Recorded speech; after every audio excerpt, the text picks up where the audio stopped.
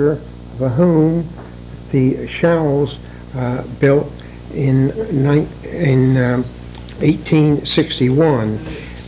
The family originally came in this area, Worcester County, in 1687. And this is continuation of the family. The original family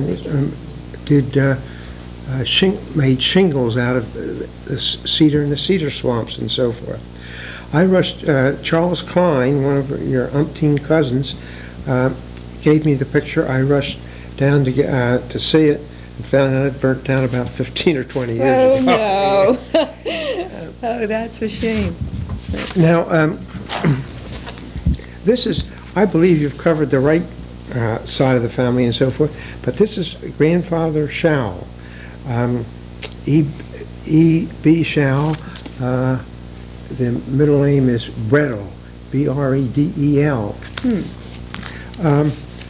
He was quite a prosperous businessman. He was in the grocery and liquor business.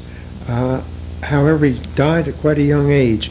He died in 1916 at the age of 53. And he left his wife, your great-grandmother Gertrude, what? Her name was... Not me. It's No. not Gertrude? No, that was Aunt Gert. Yeah. I forget what I called her. I think I just called her... It wasn't her name. I just called her Grandma. Yes. Oh, okay. And he died in 16, as I said, and I'm about the only one in the family that would remember him, because he died when I was 5. I remember the son of the first son always sat on the right of the senior member there. Oh, really? Yes. So I sat next to him at Sunday dinner. We always went there for Sunday dinner. They always had roast beef and brown potatoes, and the best part of it, they had ice cream with fudge sauce. For dessert. He was. They always had roast beef rare, and when I say rare, it was hardly warm, and I hated it. And I used to sneak. We had a great big tabletop there that was from a redwood tree, and we all sat around that, probably a dozen of us, and underneath there were supporting boards, maybe 6 inches wide. And when the grandfather wasn't looking, I'd sneak this stuff off one plate, shove it in there. That would get the smell, but the next day or so I could take it out and throw it away. And if I did anything wrong, as far as manners go, he would take his knife and wham it right across the back of my hand. During the war, in order to conserve coal and so forth, your grandfather Shao and Mima moved in to their house, and I have a picture of it here. This house was on Bank Avenue in Riverton, long since torn down. And when we moved in, he of course was dead, and grandmother Shao was living very nicely because Prohibition hadn't come in yet, and the income was sizable. We had an upstairs maid and a downstairs maid, a combination butler and chauffeur, and a cook. Tough life. Yes, and they were the two maids were right over from Ireland. Just they hardly had wiped their feet after they got off the boat, and I was sort of the favorite of one of them. And she bought me a book that I still have. It was a lot out of her salary. I think they paid them maybe $12 a week in those days. But they got food and so forth. They had to supply their own clothing. I believe they were given a white skirt and blouse that they used. That they wore. It was, now, Elsie was born here, and Betty, she would have only been 2 or 3 years old, and she got diphtheria. I was in the 3rd grade, and I was quarantined for 3 months, or 3 weeks, excuse me. And one of the other children, I guess it was sister, had gotten the measles, and we were quarantined for a week or so on that. So I missed a lot of time at school. School. Okay, so quarantine was you just had to stay in the house. Stay in the house. Was there a sign on the door? Yes, yellow sign. Mm-hmm. Yellow sign, and so nobody would come in. Come in. No, How did you get food and? They just pass it through you. But now, the adults were allowed to go out. Oh, okay. Yeah, it was just the children. They couldn't contact us. And next to us lived a family named Frischmuth. They were in tobacco business, very well to do, and the vogue at that time was to have animals. They had alligators in sort of a greenhouse, and I used to sneak over there and tease the alligator, and they used to really give me the devil and chase me home. So it was a very interesting experience, and he was quite a character. He was a member of the Union League. A Union League was a club in Philadelphia, right on Broad Street. We used to go there to watch the parades, Plumbers Parade and so forth. And I later joined, Father belonged, I later belonged. And it was a men's club strictly at that time, strictly Republican. 4 generations of the Shao family. This is my great-grandmother, your great-great-great. This is your great-great-grandmother, right? And this is your oldest uncle. He's a cutie. And here was a picture of Rex when he was at his prime. Interesting thing, he was named Reximer because the son of the first son of the well, there were 2 partners. There were partners in the business, and my grandfather Shao's partner was Reximer. Oh, and so the first son is named after the partner. And then, unfortunately, when when I came along, the partner was Deweese Fryer, and that's how I picked up And that's how you picked Deweese. I wondered. Yeah. Okay, I never knew that. That's the old railroad station. Right. Can you remember, what about the train? The trains used to come? Yes, they were quite regular. Father didn't have a car, and hardly anyone had a car, and they all worked in Philadelphia. And they would walk to the station and maybe 3 trains came through there in the morning. It would take them into Camden to the ferry, and then they would go across on the ferry, and they'd get on a trolley car, take them up the street. Wow. Must have taken a long Grandfather time. and I went to 8th Street, and Father went to 13th, I guess, on the trolley. Must have been a long commute. It was a long commute, but they chatted, and there wasn't the drive in business that there is today. They took it more leisurely. Oh.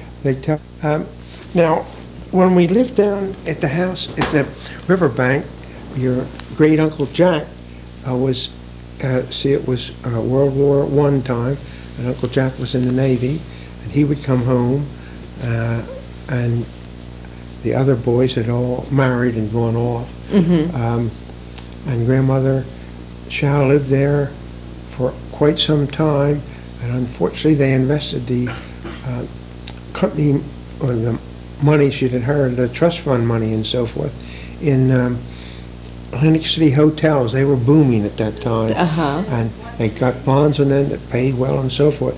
But along came the Depression, and they took money from the bonds to pay the taxes.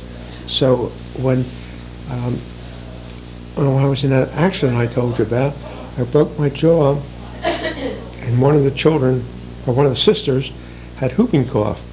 So I couldn't go back home after I left the hospital because you don't have whooping cough with a broken jaw. So I lived with Grandmother Shao for about 6 weeks while that healed, and it was a shame. She'd come in these hot shop people would come and buy her silver and so forth to keep Oh. things going. It was really tragic. So she died. She left nothing when she died. When she died. Yeah, she had to. They'd lost the house. They'd mortgaged it, and in those days you just had a full mortgage, and you didn't pay monthly like you do today. And as a result, well, you couldn't pay, so they just took the house. Your father and mother's name? Yeah, my mother was Lenore Wright Schall.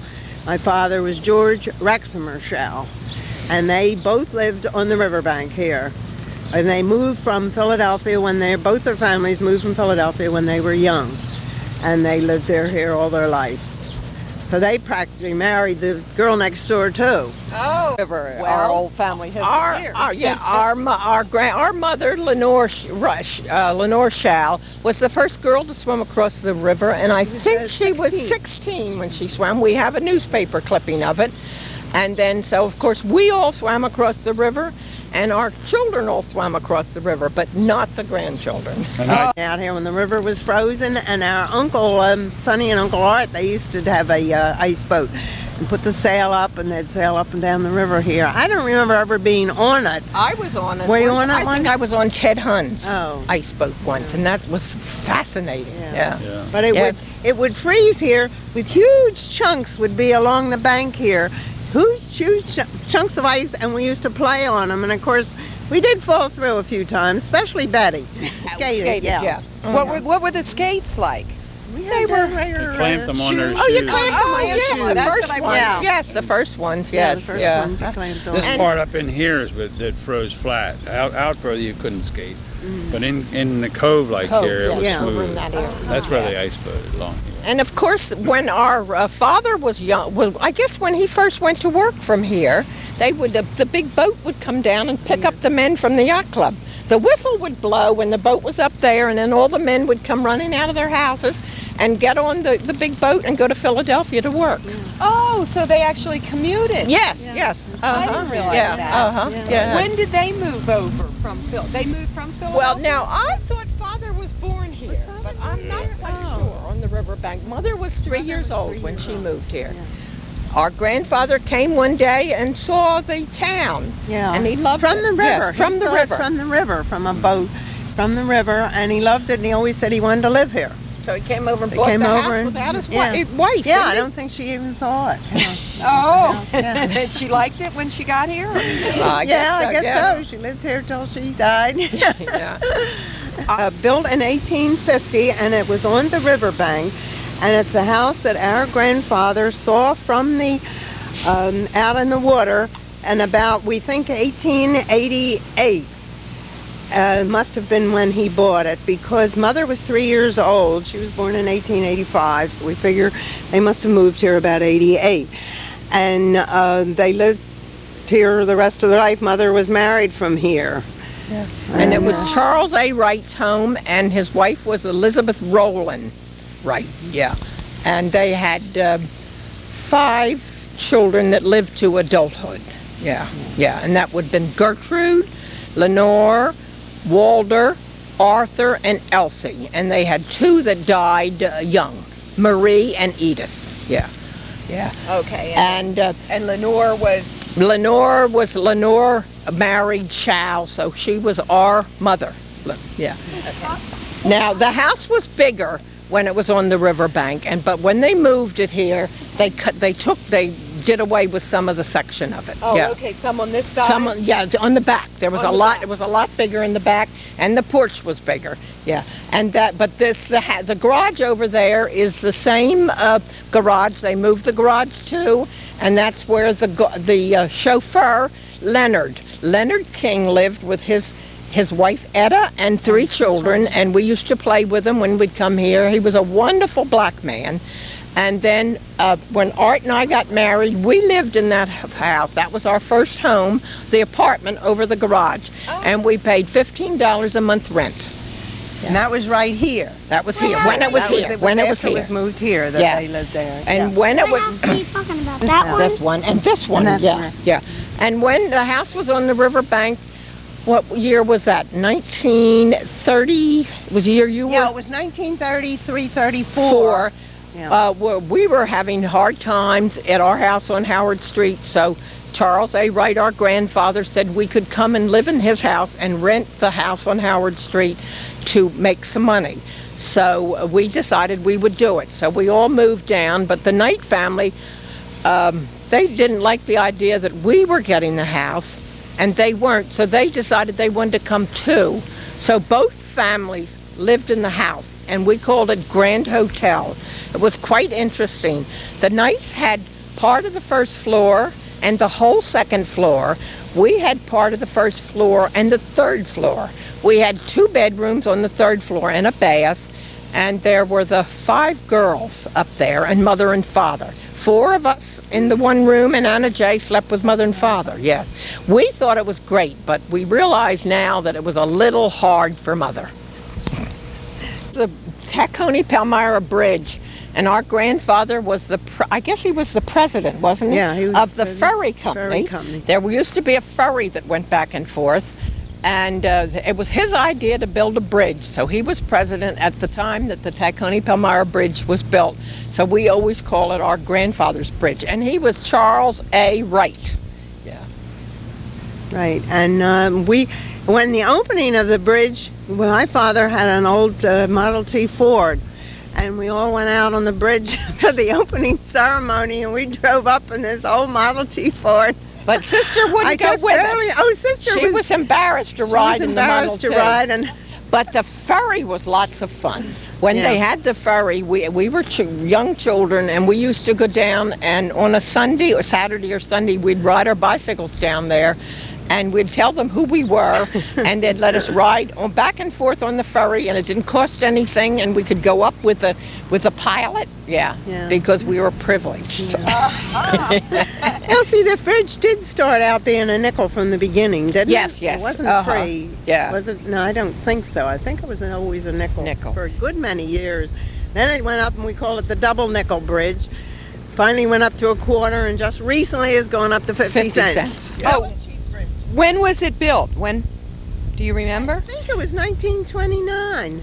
Yes. The opening. Yes, I think that was about right. Yeah. Yeah. And the ferry was not in existence too long. It was only from about 26 to 29. Yeah. Yeah, it was a very short time. Yeah. They had a big party for the bridge. That was 50. Was that 50 years? 50 years, was it, or for the longer? bridge? Yeah, Yes. something like that. Yeah. Standing in front of the Riverton Public School in Riverton, New Jersey, which it says there's a bell inside there that said that was used as school bell from 1892 to 1932. And we went to school here. I graduated in 1930 in 8th grade, from kindergarten to 8th grade. And all my brothers and my brother and my sisters, we all went here. And it has been added on since we went. The original part is back further. Don't remember the date. I think it looks like maybe it was a 35 when they put some addition on it. And since then, they've added even more. But we all went here, and we used to have big field days over at the park every May Day. We'd have maypole dances and all kinds of athletic competition, running, and all kinds of drills with dumbbell drills. And dumbbell drills? You don't know what dumbbells drills are? Oh, the dumbbells, the big things on each side, and you go vroom, vroom, vroom. You know what dumbbell drills are? No. And then we had the long things that looked like, what the heck do you call those? That you swung, they look like what you use bowling pins, only slimmer. And we used to use those too for drills and all kinds of things. Yeah, and exercises, and you did jumping exercises, and and we used to have to wear our black bloomers and white blouses for the field day. It was required. And then you had to get all dressed up. You had tents set up over there, and the girls would all go in and get their best dresses on to do the maypole dance. And we'd have to we'd practice ahead for this to get the maypole to go just right. Oh, what did you wear to school? And we used to wear, well, of course, we didn't have things like dungarees or anything. You always wore dresses. And in the winter, of course, we always wore the cotton stockings, which, of course, always were falling down. I mean, you always had wrinkles around you. And, we had a special for the field day. We always went out and bought new sneakers for field day because that was the big thing, and then you had sneakers for the summer. But in the winter, mostly we wore just plain dresses because you didn't have things. Even then, you didn't have that many skirts and blouses. It was all dresses. How long were the skirts on your dress? And the skirts, they were fairly long, below your knees. I don't remember them being any shorter. Yeah, they must have been below our knees. But let's see, what else can I tell you? You were saying, what was the neighborhood like? You said over here there was... across Catty Corner, across there was a dairy. They sold the milk, and they did deliveries from there. And then you could go up even and buy the milk at the plant part is torn down now. I guess they brought it in from the farms and then did the pasteurizing and stuff right there. And then they took it out to deliver. Of course, way back in the early 20s, where they used to deliver it with horse and wagons. I remember even when they brought the ice around with the horse and wagon. And we would all run out to get ice and get the drippings in the summer to get the ice to chew on. And that was a big event. And also back in those days, we used to have an organ grinder would come to town with these monkey. And that was quite a thing. Oh, and another interesting thing about Riverton, we have our lamppost, and we had a lamplighter. And we had Leary the lamplighter, and we used to come around, would watch him with his little step ladder. He'd get up every night at the lamp, take care of, and light all the lamps, yeah. That was way back, yeah. And let me see, what else do I remember about the school particularly? We used to have a 8th grade graduation that was always a big affair. We usually had it, I think we had it in the evenings, I guess. Oh, and we had sewing classes. The girls always made their dresses. Was the big thing. You started out in sewing class about 6th grade or so, and you made an apron. And then you graduated up to make a skirt, I think, in 7th grade, and then by 8th grade we made our dresses. And they always were supposed to be pastel colors or white. And you had to get new hair ribbons and new shoes. And a lot of the people that I went through school with, in fact, we started a bridge club when we were about 8th grade here, and I'm still playing bridge with some of those same people.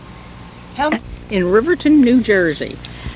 This is 1992, but we were all born here in this house. Except me. And me. Elsie, do tell. I wasn't born. And me. I did right. tell. Almost everybody. Yeah. Elsie was not born in this house, but she came here right after the First World War, right? Yeah. Yeah. Yeah. So we all were born here, and next door was the Knight house. The Knights lived there, Aunt Gertrude, Uncle Bob, and all the Knight family. There were 7 Knights, which was terrible because they were one ahead of us. We only had 6. So that. And there were 7 Knights in the week, and I thought we should be 7 at least.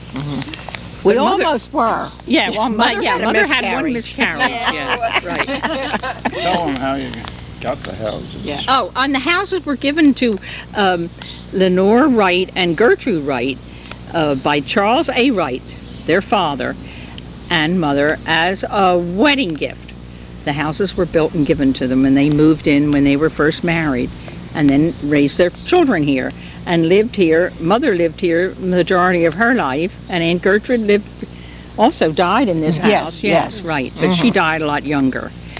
Wonderful times here because They were married in 1910. Yeah. Mother Yeah. and father were married in Right, 19, moved in 1910. Yeah. where we're sitting now, our neighbors that live in the Knight house now, they call this the Grove. So when we were children, we didn't call it the Grove, but we had a wonderful time in this yard. Right here is where we played. Elsie, tell a few of the things and we did. we had trees. This is Dewey's tree. All the trees were named, and that's Charlie's tree. And Giles's tree was over there. Gone. That's gone. And we used to we climbed the trees constantly. Anna J. Anna J was the tree climber. Yeah. She would get up so high that we couldn't get her down. It was like a kitten up a tree. And there she'd be, and everybody be having a fit, come down. Everyone were afraid to follow her up because the branches were so small. You might mention who Anna J was. But Nell, tell about the sandbox we had. Oh, yeah. Anna J was the youngest in the family. Do you remember? Yeah, she's 6 years younger than I am. There was a huge sandbox right where we're sitting Yeah. that Mother built, and it was the biggest sandbox I've ever seen. And we would have sand delivered, and they'd back up a truck right through the yard. There weren't the trees here now, and pour this lovely, lovely yellow sand in, and we loved it. but we couldn't wait to mix it with chocolate because the dirt was underneath. And we dig deep, see, and it didn't have any bottom on this. It had sides and little benches to sit on, but it didn't have any bottom. So we would dig down and mix it all up, and before poor Mother, then she'd look out and we'd have dirty sand. Yeah, but that's what we like. When we were growing up too, my bedroom was this one at that time, I think, and Bay Knight lived over there, and we had a string from one house to the other, and we had a little basket, and we'd pull messages back and forth. We sent all kinds of things. Yeah. I remember we always had big swings on these trees, and we had, they were great, big, high ones. And of course, one of my recollections is when Lenore was a baby, and her father was swinging on her swing and going real high and hold on tight, and she went off the swing and landed on her face. We were so scared, but she didn't hurt herself at all. There was very little grass here. There couldn't be grass because there were too many things going on. There were little trucks and little cars and dirt paths and marbles and you name it. This is where we played. When we weren't at the river, we played here. And also out front, we played kick the tin can at night. Yeah, that was lots of fun. We all would play. And Sister would make up the counting end of it. All sorts of games. Yeah. It was a great game. Yeah. Okay, what's one memory you remember? Couple of my remembers was when we used to go sailing, a crowd of us, and Father, and one night we came home at 3 o'clock in the morning. We got becalmed, and Father said, "Well, your punishment will be you'll have to walk up from the yacht club to the house." So that was our punishment. And you remember that? How was he going to get you home otherwise? Did we have a car? No. And then I remember Mother letting us. We had cats all the time, and Mother said, "Don't leave your bureau drawers open, because the cats will get in and have their kittens." Oh. And lo and behold, we'd leave them open, and they'd have their kittens. They always had them. Yeah, we had dogs and cats. Yes. You did have dogs and Oh, cats? right. Oh, yes. Always a Yeah. dog. Yeah. And hamsters? We used to picnic out here, and Mother would make baked potatoes, Right. hot Yeah. baked potatoes at a picnic. I thought that was rather were fancy. delicious. Oh, I love that, and though. one sign of spring we used to have, I don't know where it ever started from, but the first warm day we were allowed to take off these big heavy stockings we wore. Those days you didn't have shorts or pants or anything or slacks. You wore big heavy stockings. The first day it was warm, we were allowed to take them off. We had to jump out the window Bare feet. From the dining room. For We some don't reason know or why, other, we don't know but we all why, remember that. but we all had to jump out as the spring. I was born May the 16th, 23, in Cinnaminson, New Jersey.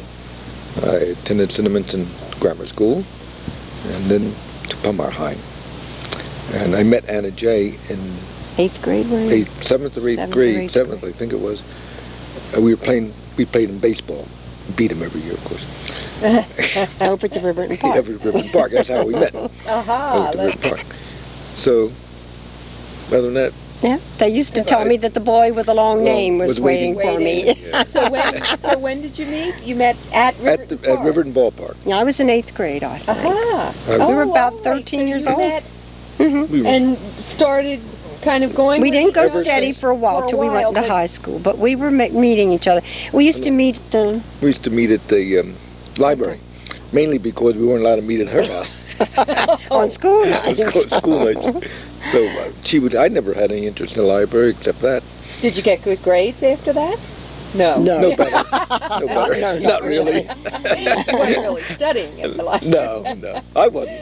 I don't think. We walked. I walked too. There weren't such You things as walked from Cinnaminson, We didn't have buses. no buses. and you walked from From Riverton. Riverton, snow, It's about rain, the same amount of distance. about the isn't it? same distance. About the a same mile, distance, just about about a a mile mile. each of it. Okay. Except they had sidewalks. Oh, and you had farm. They used to say he walked his legs off. By the time he walked me home from school, walked home, and then came back for a day. And then I ran home, had supper, ran back again. Oh no. It's a little bit worn out. And I had to be home by 10 o'clock or 9:30. Something like that. And I used to leave Ann's about 25 after 9. I almost made it home most of the time, but Oh, okay. I ran right through the graveyard, right on down. It was funny in the dating days. Did your mother mention it? everybody was dating around that time, and we only had like 2 sofas and a porch swing, and everybody tried to get home first to get one of them. Oh, And it was funny because everybody wanted a little quiet corner, you know, and there weren't many quiet corners with like 4 and 5 dating at once because your mother was dating Daddy. Everybody. Nobody was Daddy married. was dating, Dewey's was married. Yeah, He was the only other one. Louise. None of the girls were married. But all the rest were dating, and Father used to stand at the top of the stairs, I can remember, in his long john with a trap door and holler, "Time to come to bed!" trying to chase the whole crew. He said, Tom, you know what time it is? Oh, you knew it? He didn't have to tell me.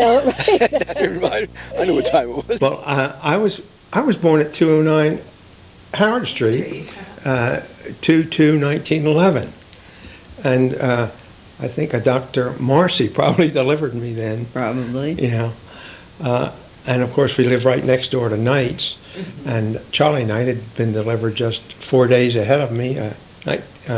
He was on January 28th, I think. Oh. And incidentally, Gus was born just 4 days after. Yes, 6th, isn't it? Yes. 6th of February. Oh, I didn't Yeah, so realize we're that. all quite close. Yeah. Were you all friends growing up? Charlie, of course, I was very close to. Close to all I was of them. probably closer than any of his brothers, because not having a brother. But Gus, I didn't meet until high school, and we were in the same. The P's and the S's were in the same section, and we were just both taking pre-college, I guess you'd call it at that time. And I got to know him well because of football. Oh, you were both on the football? Oh, yes. Gus was captain of the last year, and in those days we played both ways. I was tackle, Gus was center, and we both played defense and offense. So you did? What kind of uniforms? What pads and helmets? We had, well, the school supplied socks, and they were just the kind that just went up part way, and you wore other socks under them. And they supplied the jersey, and that was all. Oh. And then you had your own shoulder pads, and you had pants with just sort of kidney things here, and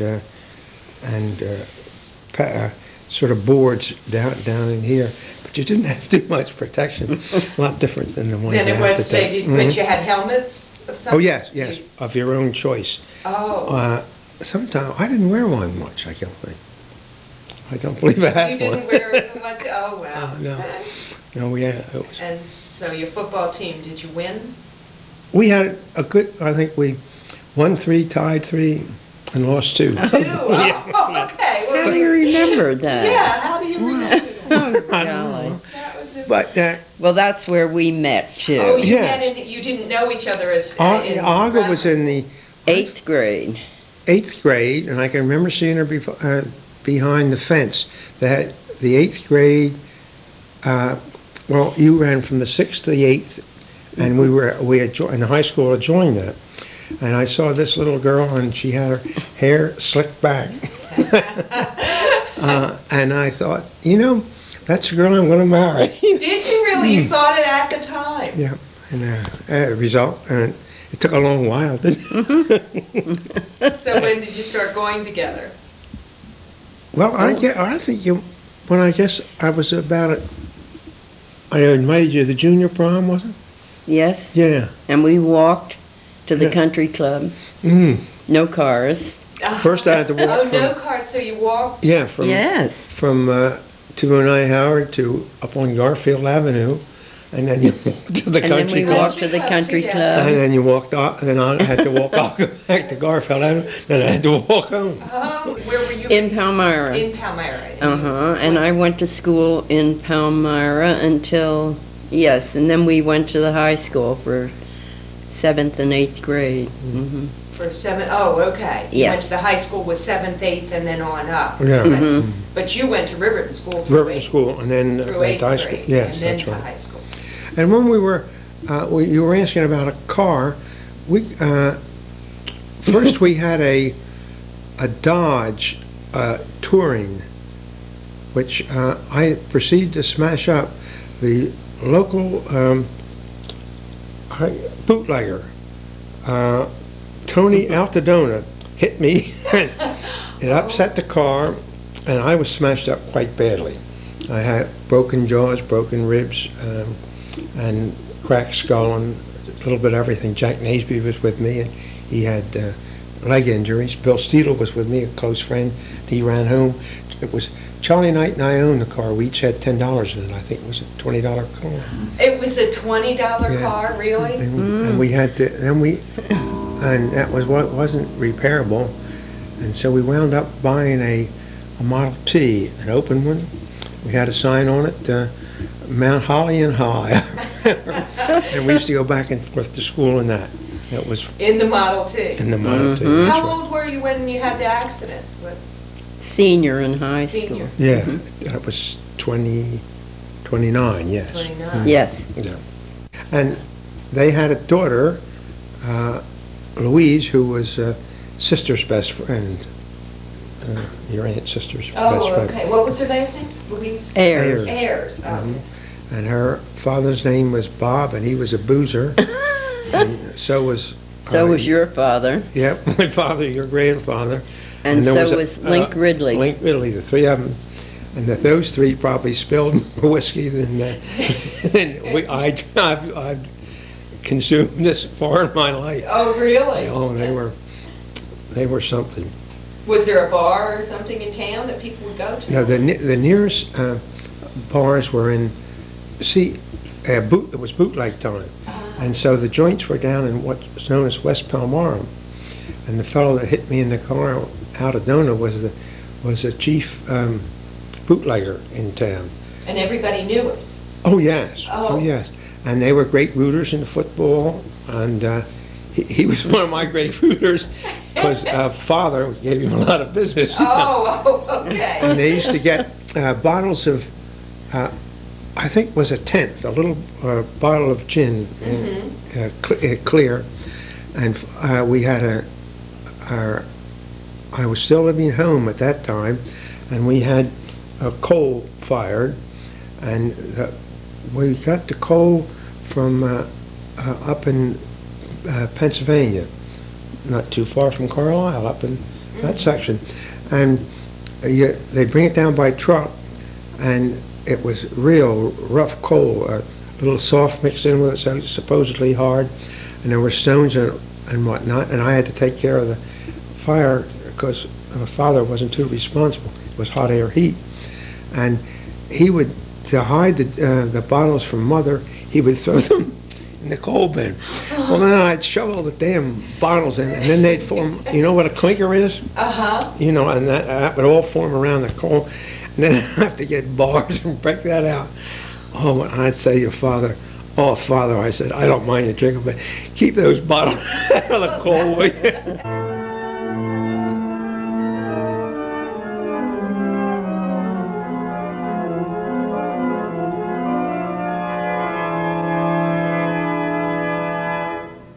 Oh, right. Yeah. Art and I were married here in September the 9th, 1940, and it was just a private ceremony, and just the immediate family and Art's family, and there were 5 in his family, and they all squashed in. The whole church side of the church was empty, and they all squashed in one pew, sitting like this.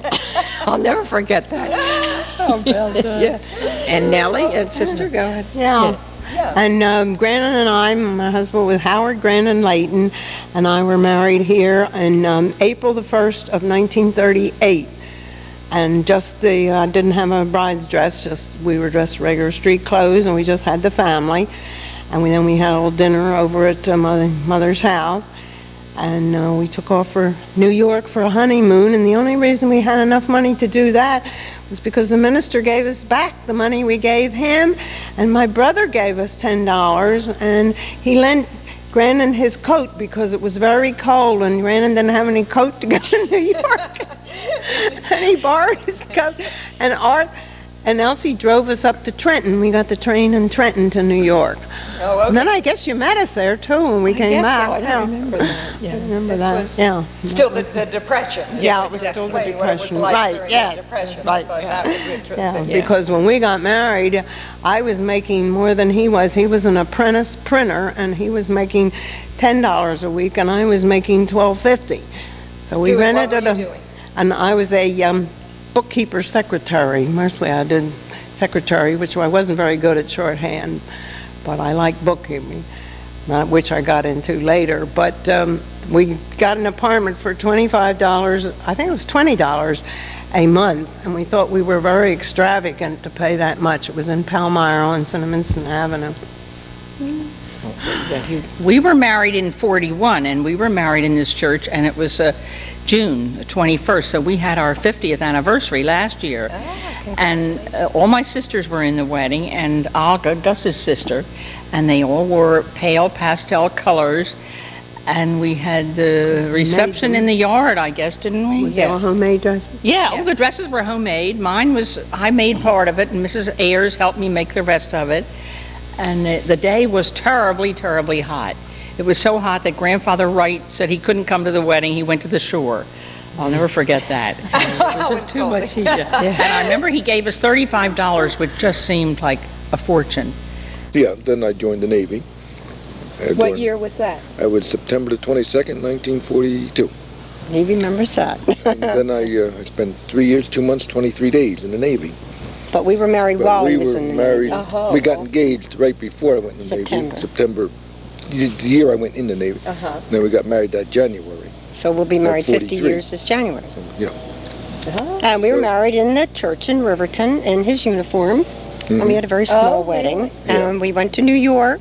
And we only had 2 days because he had a very short leave. Yeah. And we had a terrible time in New York. We went up by train, and we couldn't get a hotel because nobody believed we were married because we were so young. And they wouldn't give you a They wouldn't give us a room. They asked us for our marriage certificate. And we had to walk all around. So we had to find out. And you hadn't brought your No, we didn't bring I it. don't think we brought We it. didn't even It have wasn't it. ready. We didn't have It was it. signed and ready. Wasn't signed. So we had to find a hotel that would take us. And that wasn't easy. It was called the Grand Union. Grand Union Hotel. I even forget where it was, but it was not very great. No. Had a cage elevator and a bathroom down the hall. Oh, no. We didn't talk about you getting married. Oh, my. Oh, no. Quite a story. You take some of that. We eloped, and we decided this Sunday we would go to Elkton and be married. And we got to Elkton, and we couldn't be married there on Sunday. So we had the little boy who was at the church said that he would ride with us down to Chestertown, wasn't it? Yes, Yes. that's right. And he rode with us, and we were married, and we got back to Elkton, and we called the family to announce that we were married.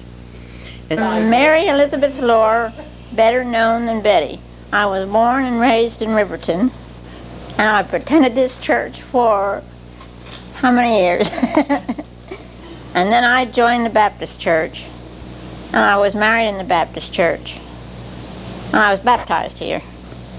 And then I joined the Baptist church and was baptized there. And then I got married in 1943. No, 1940. 1940. Yeah.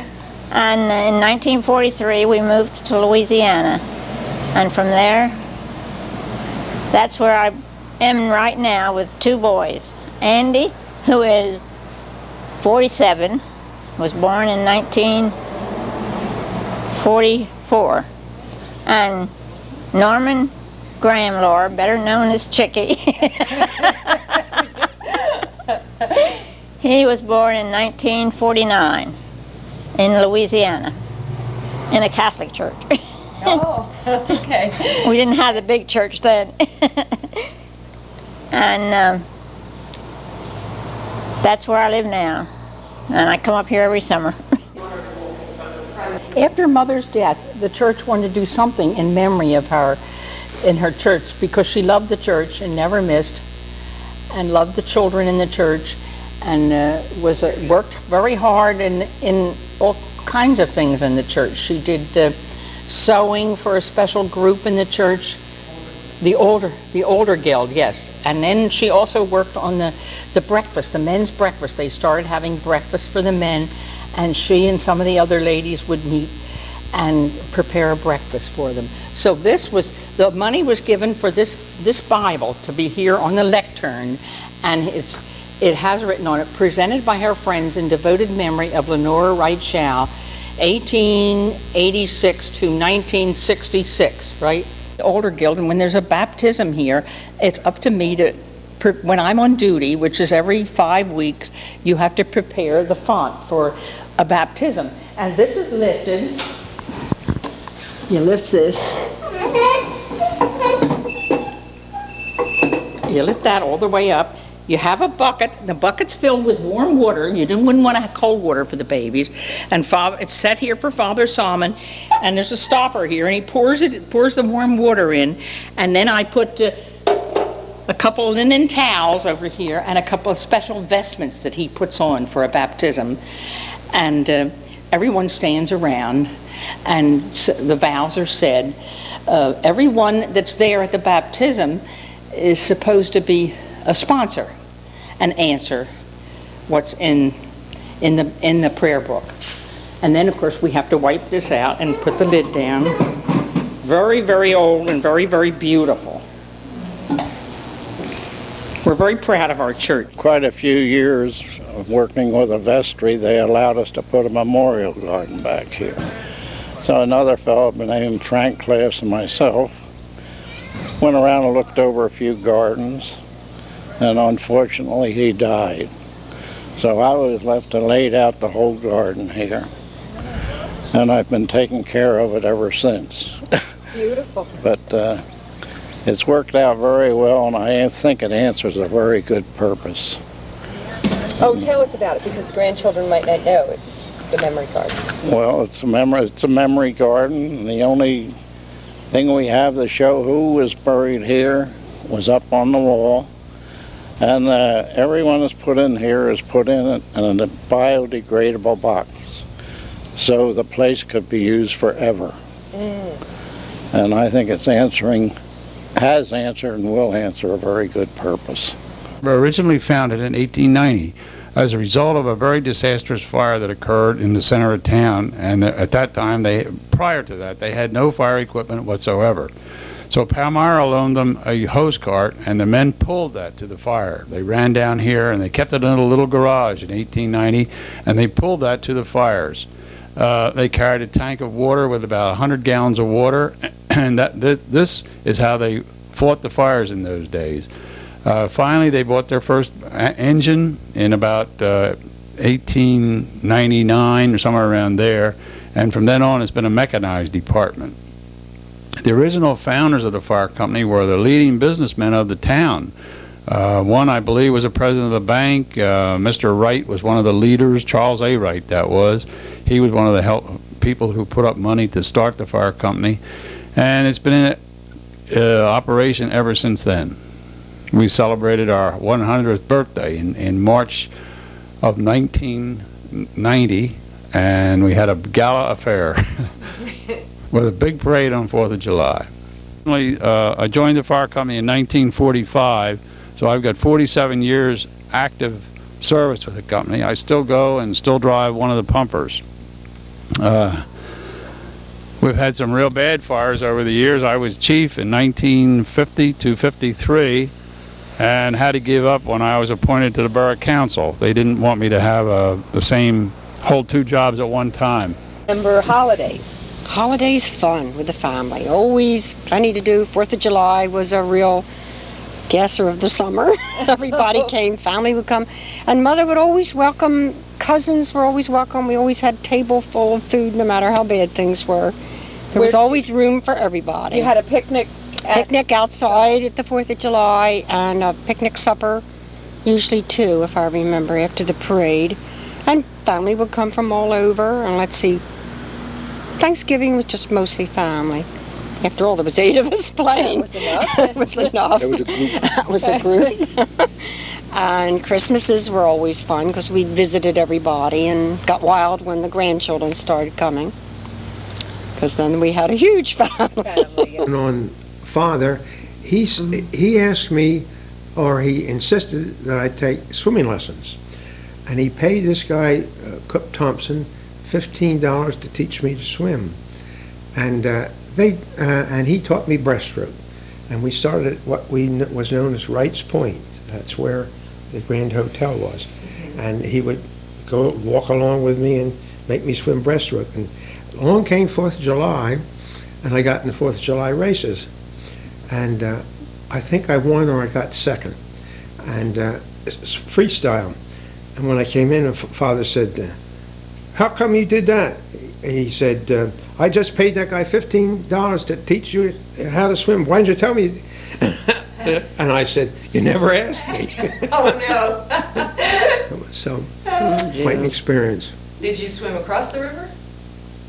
Oh yes. Many. And then, see, I trained for the 10-mile swim, so I used to swim across and back every night. We swam, remember, from Camden Race Street to the yacht club. Race Street Wharf in Philadelphia to the yacht club. Oh, I didn't know. That was the yeah. race that they used to... Yeah, yes, it was the international 10-mile swim, and I think I placed 6 in it, I guess. Yeah.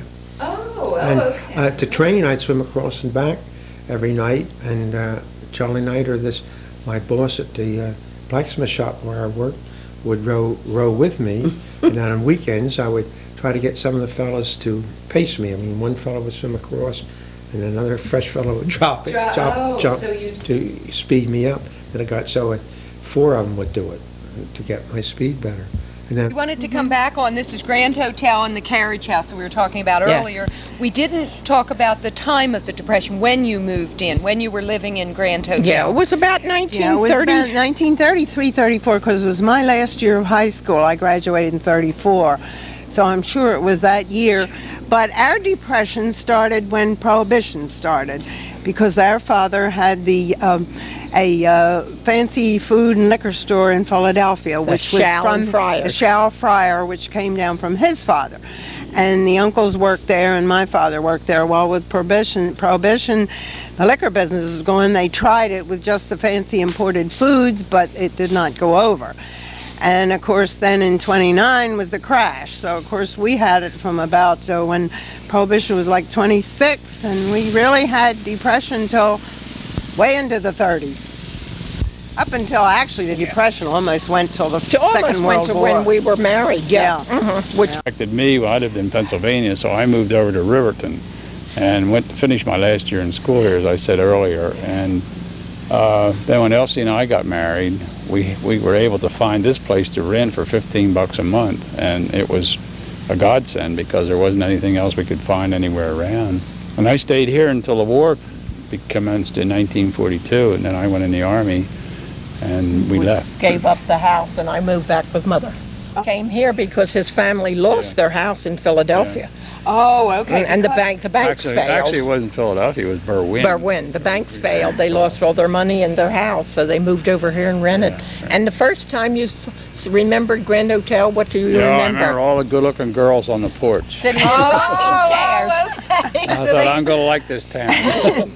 That summer of '45, we knew something was up. We didn't know what was up, but it was a lot of confusing on the island. But that's the day, that August the 5th, that the Enola Gay took off with the atomic bomb. And it was on the island. And took off our island. Oh, and you saw it. Yeah, we saw it take off. Saw the plane. Yeah, and so we didn't see it come back, but we saw it after it came back. When did you hear about what that? After it took off. After it took off, They then told you you? heard that Yeah. what was There going on. was 3 bombs on the island. They wouldn't tell us. Very tight security Yeah. on the airfield, And I think. they only dropped 2, and they disarmed one. But they only dropped 2. But it was interesting because... Being there. Yeah. And he's interested because Enola Gay is being restored, and it's in Smithsonian. Smithsonian and We're Washington. going to try to go over and Go see see it. it. Your first job, I guess we didn't really talk about what you were doing. When I was in high school, I went to work for a blacksmith shop that our grandfather Wright had an interest in, and Charlie Knight also went there, and they had horses, and Charlie Knight had boils, and they thought shoveling, for some reason, that shoveling manure was good for oil. So he was the guy that took care of the horse and shoveled, and I worked in the blacksmith shop. And when he was done that, he came and worked in the blacksmith shop. So we worked there in Palmyra. know how to describe it to you. Well, not too Not too far from the baseball. field, yes, Field. yes, and Oh, right, okay. right on top of, right on that street. Yeah. And we worked there summers, and then along comes the Depression, and there was no jobs around, and Charlie went off to college, so I went to work there. And it later got to be sort of a manufacturing firm. We made frames for signs and brackets, mostly to do with the sign industry. And that was interesting. Well, My- then yeah. we had, remember, we had a cottage at the beach at Surf City. Oh, right. And it was... become more prosperous, but it was Yes, still we were more Depression. prosperous. And we had it was quite a cottage, and it had the nails coming through from the outside, and that's where we hung our clothes, on these Oh, nails all over the place. But we had a lot of fun in Yeah, that and your place. father and mother were constant. They were down Yeah, they almost were every down other like weekend. that. with us. Oh, Yeah, okay. we had a great time. And then Dewey's decided he was going to buy the shop, and he was going to borrow money. So we sold the house at Yeah. the seashore, remember? So you didn't have to borrow money. We used to shoe mules for Camel Soup, and they'd bring them in, and they would kick like a devil. And my job was to use a pair of tongs that the blacksmiths used to use. They were about so long that you'd pick up hot iron with and so forth. And you'd open that up and put it around his nose. And if he kicked, I'd squeeze. He'd stop quick kicking. He'd stop. And that's how we controlled the mules. Yeah. Oh, I know, the war. We didn't talk about how the Second World War impacted you. Do you, any memories? Oh, yes, that you we have were, during that? Now, we were living at 203 at that time, and our business fell apart because of the signs weren't permitted. We couldn't spend anything on them. We could maintain the signs, and our business was making and maintaining signs. And we had to convert to war work. We did rather successfully, but it was terribly difficult in that I had to run the factory and solicit the work. And we had some busy times, didn't we? I remember in the summer when the war ended, we were at the seashore, and everything was blacked out. You had to pull your curtains down, and they had patrols on the beach. Yes. Every hour they would go past. And if your curtain was just up this little bit, the shade or They'd come something, up, they'd beat on come the and window. beat on the window and tell you to put it back.